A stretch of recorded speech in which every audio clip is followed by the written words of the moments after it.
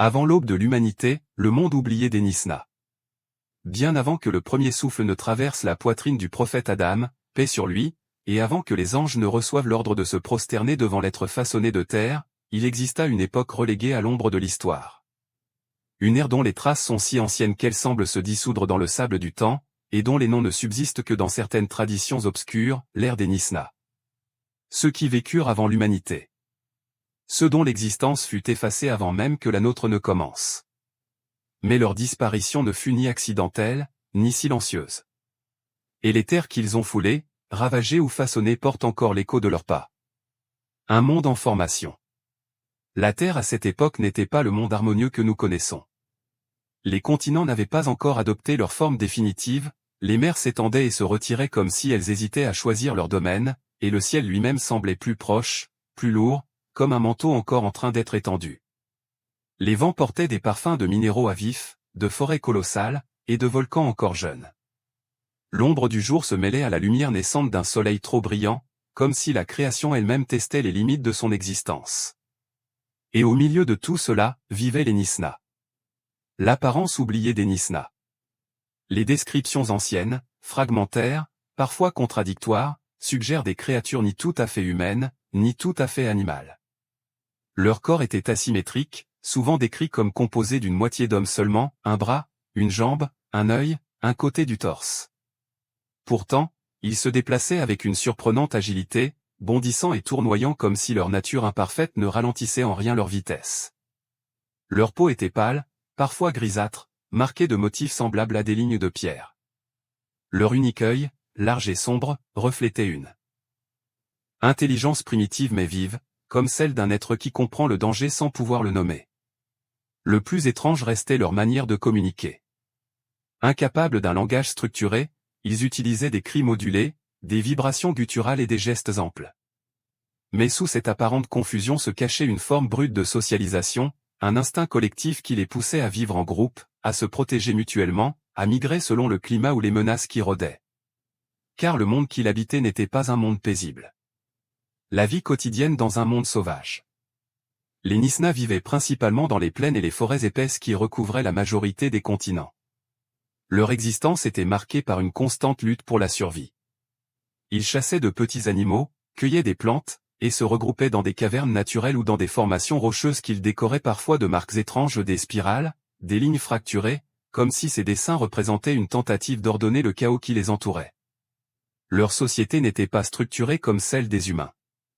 Il n'y avait pas de chef, pas de rites complexes, pas de lois écrites. Mais il y avait des habitudes, des comportements que l'on retrouvait dans chaque groupe. La recherche collective de nourriture.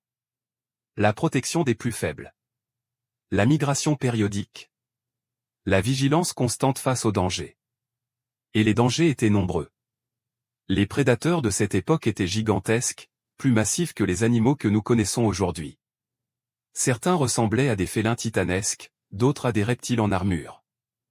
Les Nisna n'étaient pas les maîtres de leur monde, ils n'étaient qu'une petite espèce parmi d'autres. Mais un autre danger les guettait, un danger plus subtil, plus profond, plus spirituel. Les traces du monde invisible. À cette époque, les frontières entre le monde physique et les dimensions invisibles étaient plus fines qu'aujourd'hui. Les traditions rapportent que les djinns parcouraient la terre librement, certains paisibles, d'autres destructeurs, d'autres encore guidés par des ambitions insondables.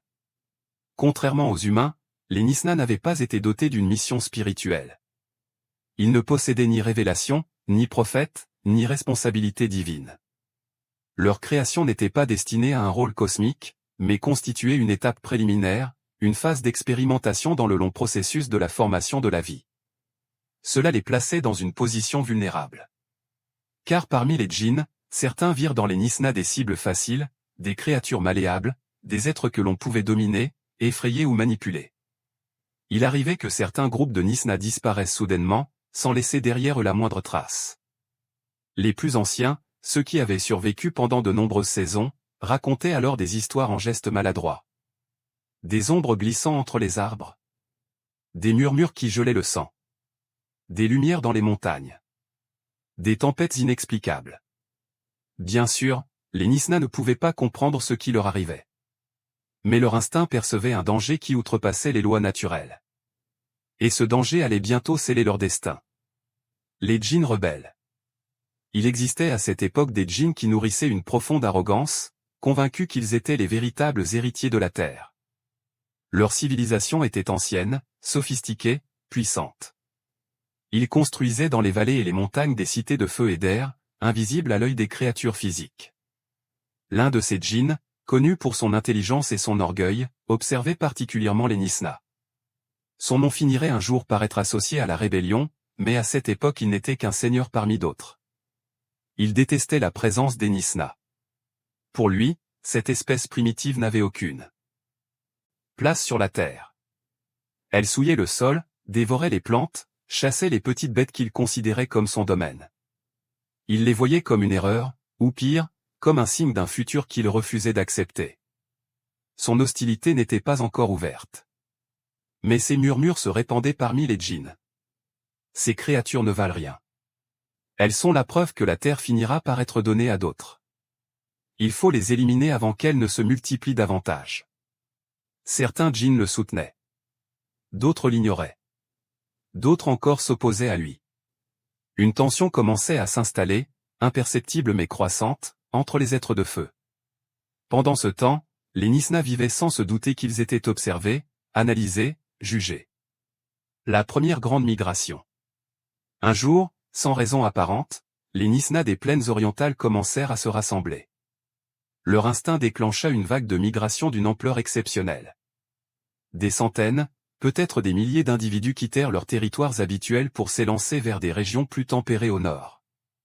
Ils marchaient en longues files désordonnées, bondissant et se balançant comme des ombres mouvantes.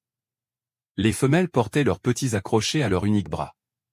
Les mâles scannaient l'horizon avec leurs larges yeux vigilants. Ils ne savaient pas qu'ils fuyaient quelque chose.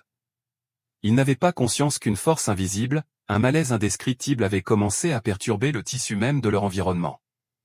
Les animaux devenaient étrangement silencieux. Les nuits semblaient plus sombres, comme si la lune hésitait à éclairer le monde. Les eaux des rivières perdaient leur limpidité.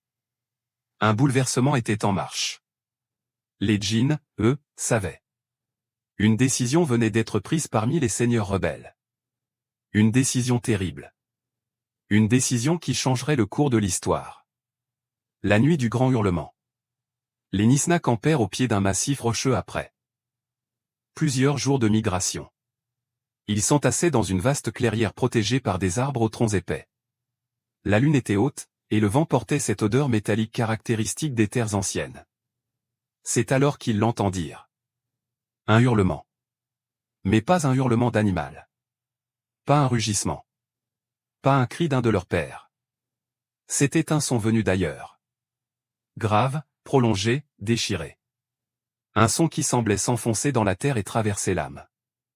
Les Nisnas, paniqués, se jetèrent les uns contre les autres. Les enfants se mirent à pousser de petits gémissements aigus.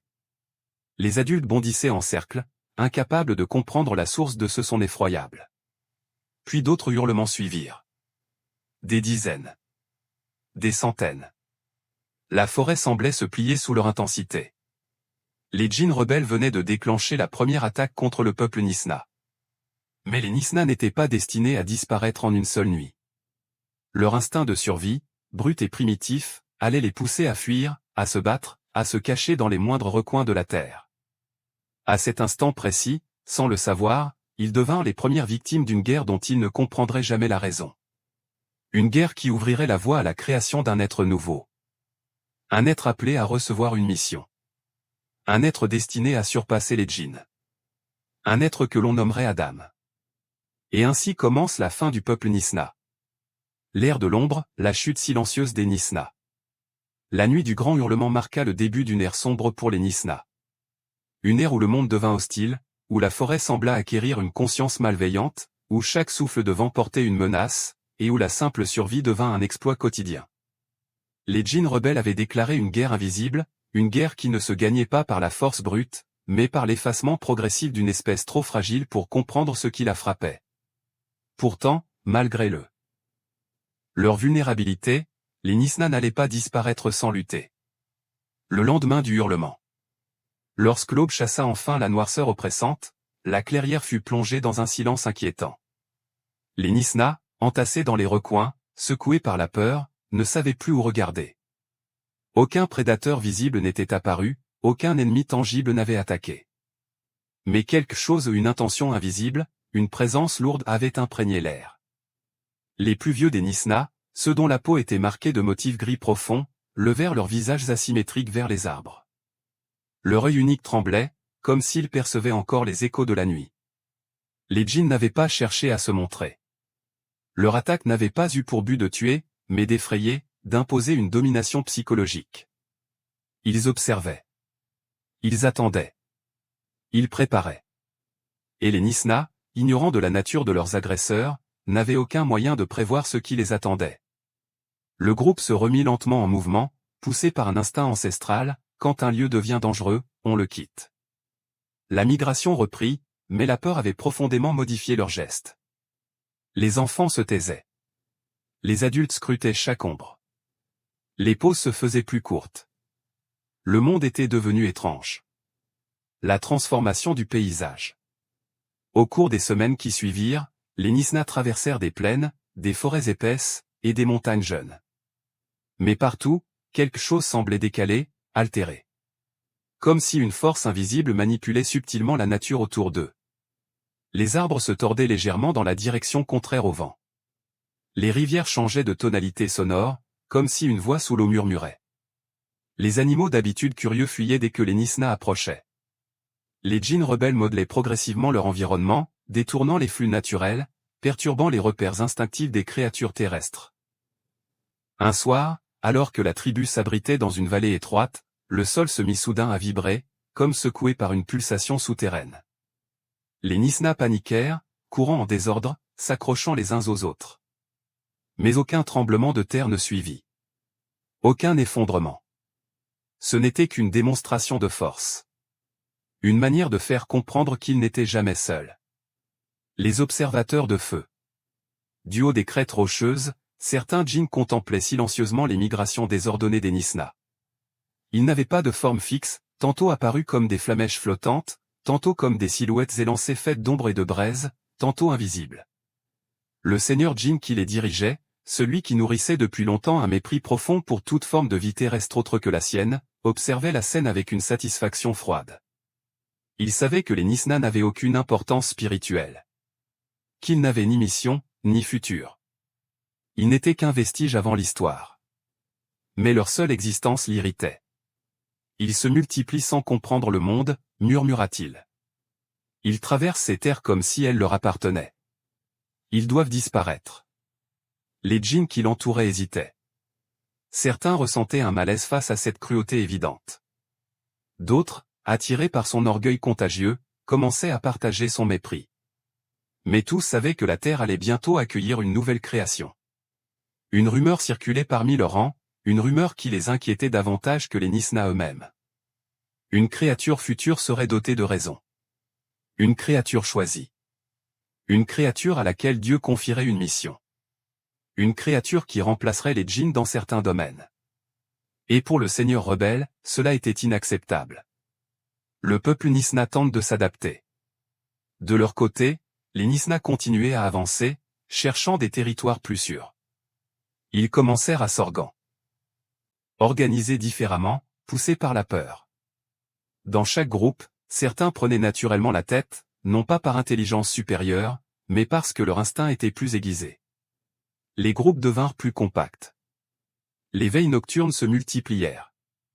Ils s'aventuraient moins dans les zones ouvertes et préféraient les régions où les arbres offraient des refuges naturels.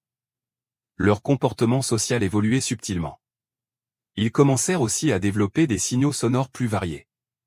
Des appels graves pour indiquer un danger lointain.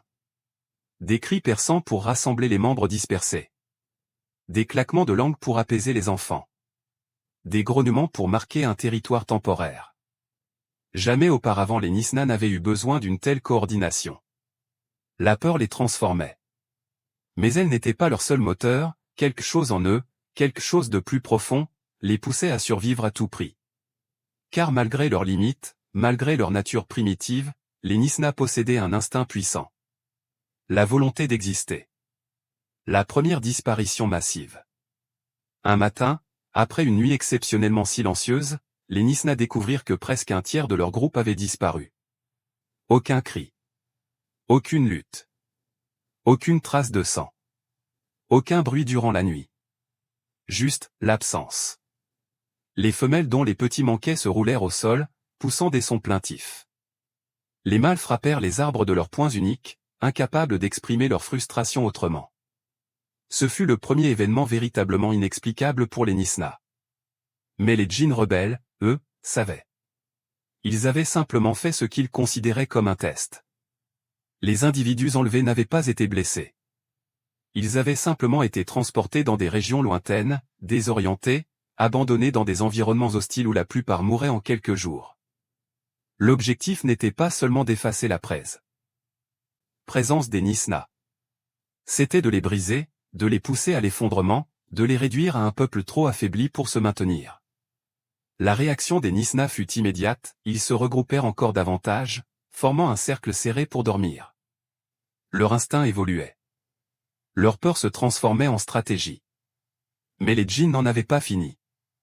L'apparition de créatures hybrides. À mesure que les djinns interagissaient davantage avec la matière terrestre, des phénomènes étranges commencèrent à se produire dans l'écosystème. Certains animaux semblaient muter, adopter des comportements anormaux. Des bêtes autrefois passives devinrent agressives. Des prédateurs se mirent à chasser en groupes anormalement organisés. Les djinns rebelles, par simple présence ou influence, altéraient la nature. Un soir, alors que les Nisna s'étaient réfugiés dans une gorge étroite, ils assistèrent à l'arrivée d'une créature monstrueuse, une bête à la peau sombre, au cou démesuré, avec des dents trop longues pour sa mâchoire. Elle ne ressemblait à aucun animal connu de cette époque. Elle avançait d'une manière hésitante, comme si elle n'avait pas été formée correctement. Elle était le produit d'une perturbation entre le monde matériel et le monde du feu. Les Nisna prirent peur et se dispersèrent en hurlant. La bête tenta d'en attraper un, mais son corps instable se désagrégea soudainement, comme si sa forme n'était pas faite pour durer. Cet incident n'était qu'un signe avant-coureur. Les djinns rebelles n'étaient plus seulement des observateurs.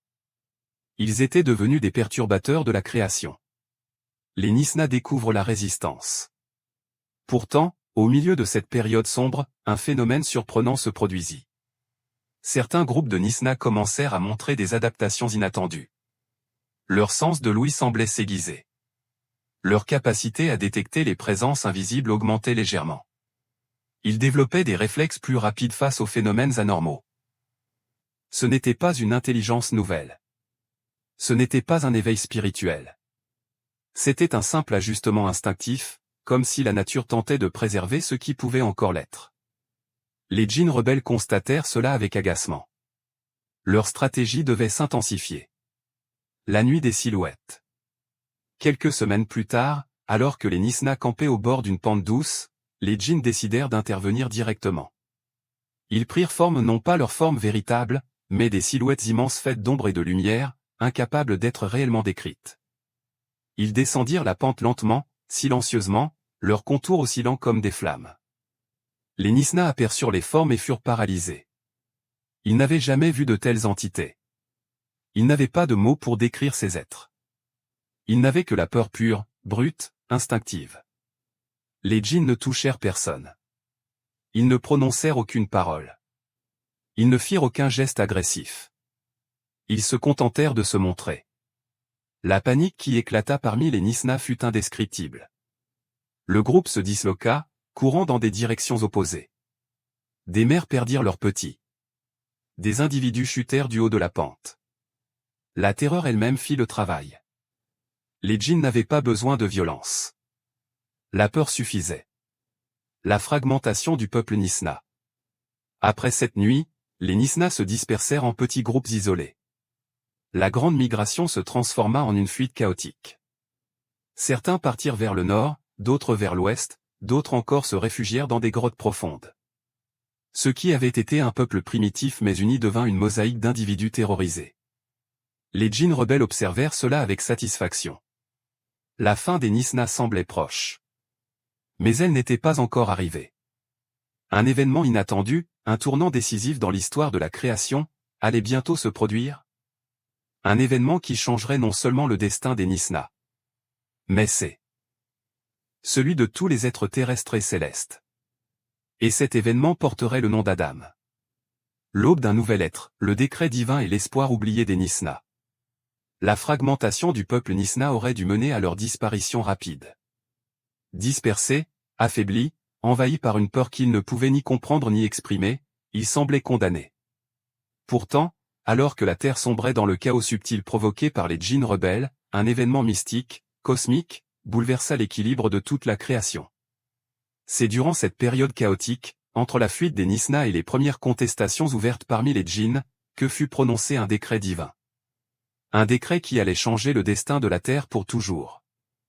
Le décret des cieux. Selon les traditions anciennes, un jour, alors que les djinns se réjouissaient de la détresse des Nisna, un écho puissant résonna dans les dimensions célestes. Ce n'était pas un son, ni une vibration, mais une réalité prononcée. Dieu annonça aux anges qu'il allait créer un nouvel être. Un être façonné de terre. Un être doté de raison. Un être destiné à être son représentant sur terre. Les anges furent stupéfaits. Certains demandèrent: vas-tu y placer quelqu'un qui y sèmera le désordre et y répandra le sang, comme ceux d'avant? Il faisait allusion aux djinns rebelles? Et peut-être aussi aux Nisna, qui, malgré leur nature primitive, avaient vécu dans un monde chaotique et instable. Mais la réponse divine fut simple. Je sais ce que vous ne savez pas. Ainsi fut décrétée la création du premier homme, Adam, paix sur lui. Ce décret, bien que céleste, produisit des répercussions sur terre. Les djinns le ressentirent comme une onde de lumière, un message imposant dont ils ne purent ignorer la présence. Certains furent curieux. D'autres inquiets. Mais le Seigneur rebelle, celui qui observait et haïssait déjà les Nisna, réagit avec une colère fulgurante. Pour lui, c'était un affront. Un défi. Une annonce d'exclusion. La terre qu'il considérait comme son domaine allait être offerte à un être de terre? Un être inférieur selon lui? Cela, il ne pouvait l'accepter. Et tandis que cette colère enflait en lui, les Nisna, eux, ignoraient tout de ce qui se tramait dans les dimensions supérieures. Ils continuaient simplement à survivre. Les groupes isolés. Après la nuit des silhouettes, les Nisna s'étaient dispersés dans toutes les directions. Les vastes troupeaux primitifs qu'ils formaient autrefois étaient devenus des grappes éparses d'individus paniqués. Le groupe du Nord. Certains avaient fui vers des régions plus froides. La végétation y était différente, plus rare, mais moins influencée par les djinns rebelles. Ces Nisna découvrirent des plateaux enneigés et des cavernes profondes. Le froid les affaiblissait, mais la paix relative leur permettait de s'organiser. Ils apprirent à s'abriter derrière les rochers, à utiliser la neige pour cacher leurs traces, à reconnaître les sons lointains portés par le vent. Leur peau devint légèrement plus épaisse, leur démarche plus penchée pour affronter le climat. Le groupe de l'Ouest.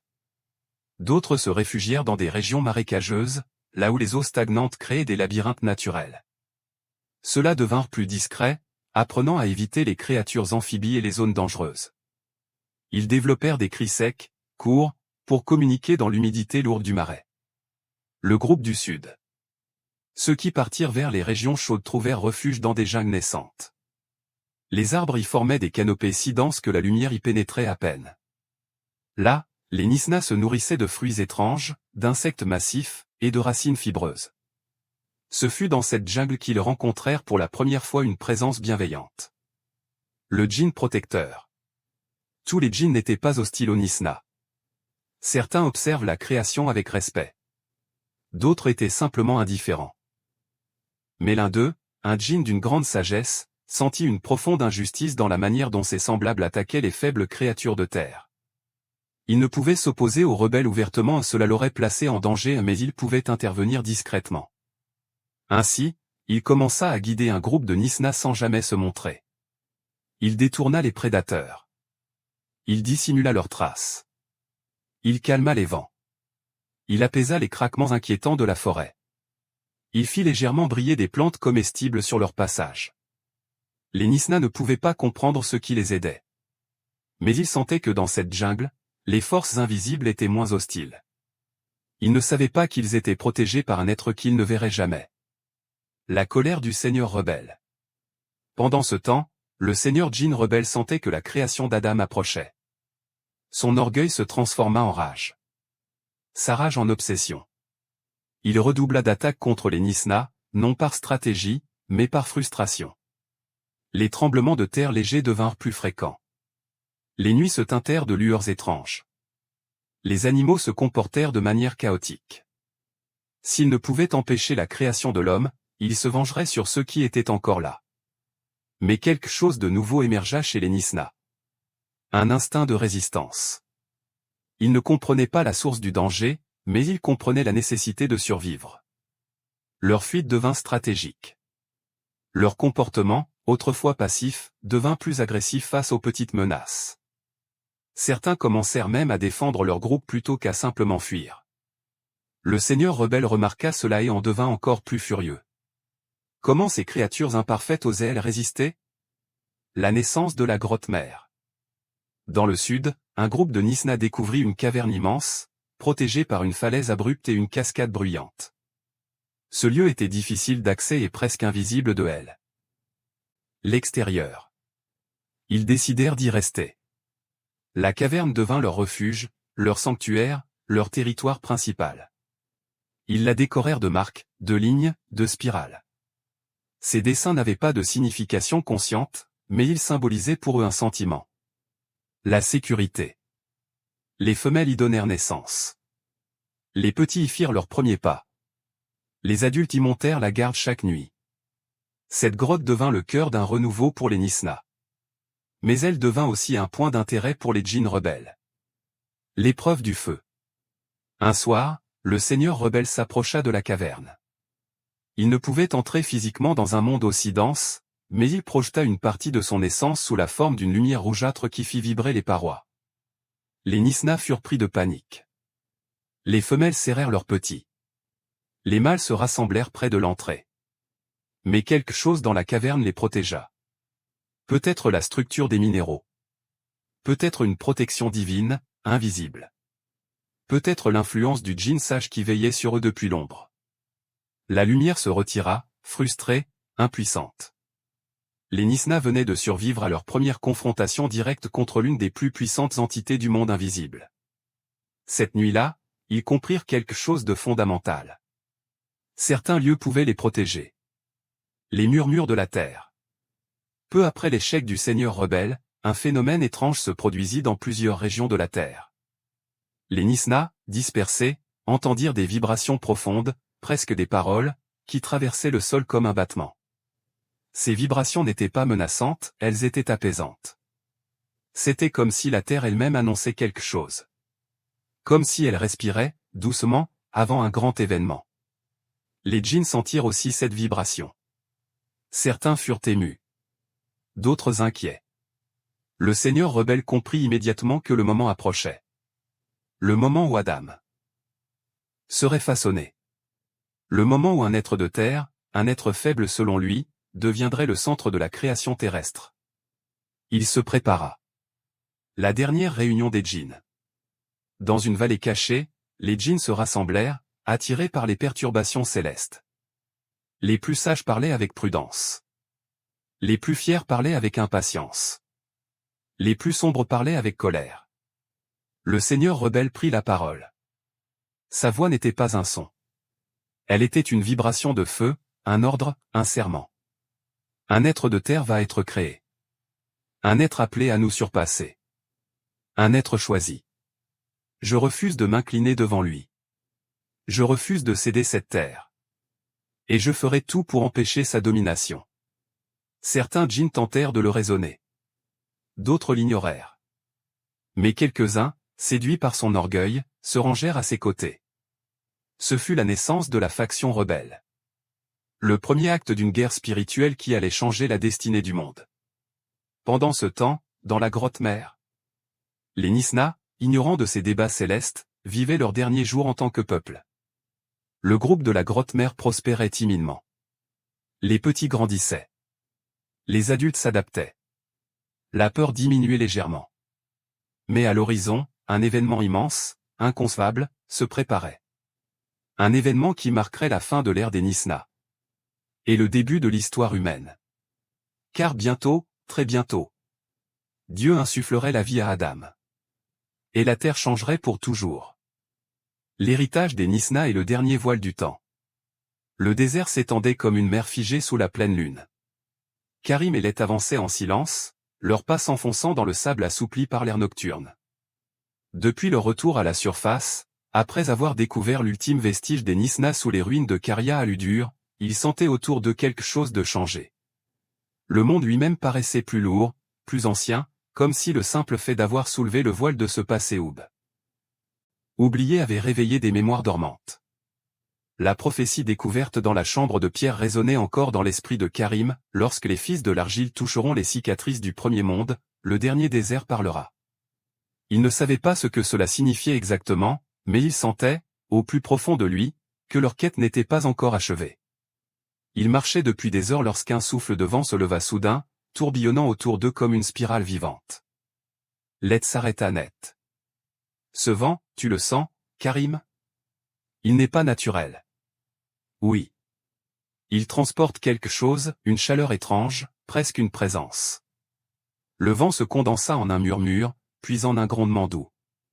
Le sable devant eux se souleva comme une vague, révélant un bloc de pierre émergé du sol, une stèle triangulaire, semblable à celle qu'ils avaient trouvée dans les ruines, mais intacte, protégée, comme si le temps lui-même avait refusé de la détruire. Un message laissé pour les derniers arrivants. La stèle vibra, et des gravures s'illuminèrent à sa surface. Les symboles n'étaient ni totalement humains ni totalement inconnus, c'était l'écriture hybride des Nisna, celle qu'ils avaient façonnée en observant les anges avant la création d'Adam. Lorsque Karim posa sa main sur la pierre, une voix profonde remplit l'air. Ceux qui entendent ces mots sont témoins du dernier souffle de notre mémoire. Les deux hommes se figèrent. La voix semblait ne venir d'aucune direction précise, ou peut-être de partout. Nous fûmes les premiers marcheurs de la terre, créés d'un souffle incomplet, d'un élan qui précéda la perfection. Nous fûmes avertis, une créature viendra après vous, façonnée de terre et d'esprit, dotée du dépôt que vous n'avez pas porté. Nous ne comprîmes pas. Nous craignîmes. Et ainsi naquit notre chute. Karim regarda Let, mais son ami restait figé, les yeux fixés sur la stèle. À ceux qui viennent après nous, sachez que le monde ne commence pas avec vous, mais se renouvelle à travers vous. L'ignorance est une nuit longue, mais la connaissance est un fardeau que seul un cœur pur peut porter. Le message s'estompa, laissant un silence presque sacré. Let inspira profondément. On dirait, un testament. Oui. Un message destiné à ceux qui découvriraient leur histoire. Mais pourquoi maintenant? Pourquoi nous? Karim secoua la tête. La question n'avait pas encore de réponse. La marche vers le mont de la silence. Guidés par l'intuition, ils poursuivirent leur marche nocturne. Le désert sembla s'ouvrir devant eux, traçant un chemin invisible vers une montagne sombre à l'horizon. Elle était immense, solitaire, comme gravée dans le ciel. C'est le mont de la silence, murmura Let. Comment connais-tu son nom? Je ne sais pas. C'est venu d'un coup. Karim sentit un frisson lui parcourir la nuque. Quelque chose s'éveillait autour d'eux, quelque chose d'ancien, lié à leur découverte. Ils parvinrent au pied de la montagne au lever de l'aube. Une arche naturelle, semblable à une porte sculptée par des mains invisibles, s'ouvrait sur un corridor de roches. Des traces de pas, impossibles à dater, étaient dessinées sur la pierre lisse. Ce sont leurs traces, dit Karim. Les dernières avant leur disparition. Ils pénétrèrent dans le passage, éclairés par une lueur dorée venue de fissures dans la roche. À mesure qu'ils avançaient, des silhouettes apparaissaient sur les parois, les représentations des Nisna, mais aussi d'autres êtres, plus lumineux, presque angéliques.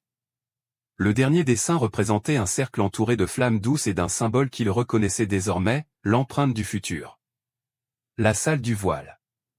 Au cœur de la montagne, ils débouchèrent dans une vaste salle circulaire. Au centre se trouvait une colonne de pierre entourée d'un sable blanc immobile, comme figé dans le temps. Au sommet de la colonne reposait un fragment cristallin qui pulsait faiblement, comme un cœur sur le point de s'éteindre. C'est, le voile de mémoire, dit Let sans savoir comment il avait trouvé ces mots. Tu l'as déjà vu? Non, mais quelque chose en moi sait ce que c'est. Karim approcha la colonne. Dès qu'il posa sa main dessus, le cristal s'illumina. Une lumière douce envahit la salle, et des silhouettes se formèrent autour d'eux, des Nisna, mais pas hostiles. Paisibles.